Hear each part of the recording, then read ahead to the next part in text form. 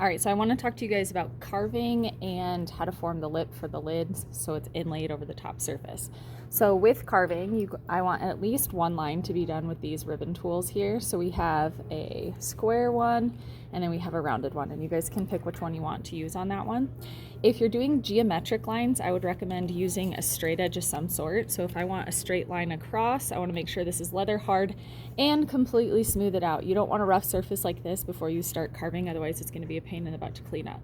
So if I know I want a straight line across, I can lay a straight edge over it, and then I'm just going to dig a little bit into the surface. I don't want to go too deep, and this will pull clay out.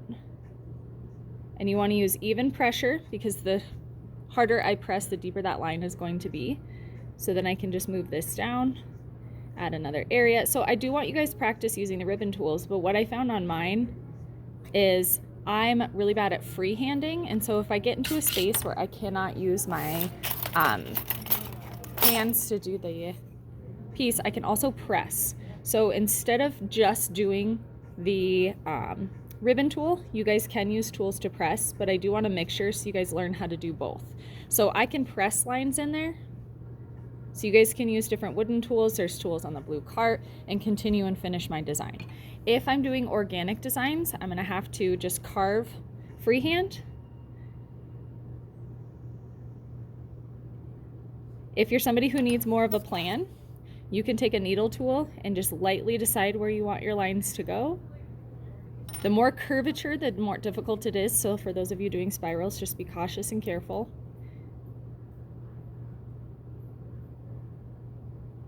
All right, so you can see it's kind of messy right there. So I can take my ribbon tool over the top, smooth it out a little bit, just barely touching it, take my paintbrush,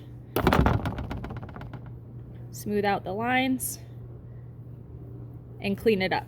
There are also tools over on the shelf that look like this that you can gouge areas out.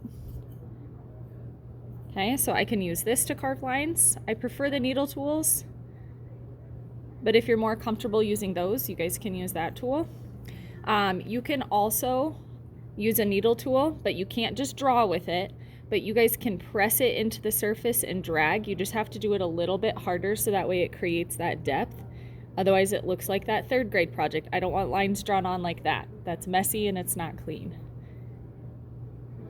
So we can pull those lines like that. If when it dries, you find that you need to clean up your lines, there's small ball tools like this. When it's really leather hard, you can go into those lines and clean them up. So kids tend to have difficult time with these ribbon tools. You can see you want to clean it out before you work with it. But kids might, take 2 draws at it. Okay, so then you have this really messy line right there. So you can come in with a ball tool like this and just kind of clean up the lines and go over it a few times. So I put a little water on it and go back and forth on it to clean up that line, but it's going to push up clay. So then we need to press this in, scrape that off, go over it again, use my paintbrush, and clean up the lines. Second thing I want to talk to you guys about on this, and this pinch pot is just a spare, so it's a little bit messy, is how to create a lip on this. Okay, so I'm going to cut this flat so you guys can see it a little bit better. So if I start with my pinch pot lip even, because I already had a lip on this, but I want to show you guys how to start it from the beginning. There's a couple things that you guys can do. All right, so this is where most of you guys are, where you have a flat, even top. Okay, so a couple things you can do to create the lip, because we want to inlay the lid. So if you can see, we want either a ridge on the outside, or you can make your lid smaller than your space and create the lips here. So we just add pieces of clay to the outside, and we would need to score and slip those pieces on. But one of the things you can do is just take your finger, if it is smooth enough, and start pressing down a little lip, so that way the lid can sit on that. You may need to take a tool like this one here, a medium ribbon tool, and shave away a little bit of the inside, being careful. Now this has to be done when it's leather hard. Being careful not to cut too far down into the wall. So for those of you who don't have fine motor skills, maybe consider just doing the posts on the inside where you have 3 that are catching it. Okay, so you can start carving the inside here, and we can place it here. All right, or we can score and slip 3 pieces on the inside, and I'll show you guys that here in a minute.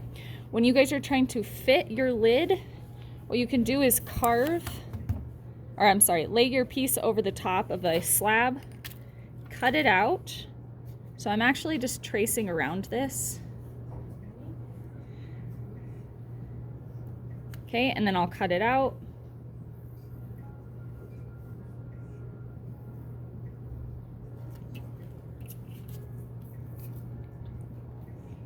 And then if you press down on the surface,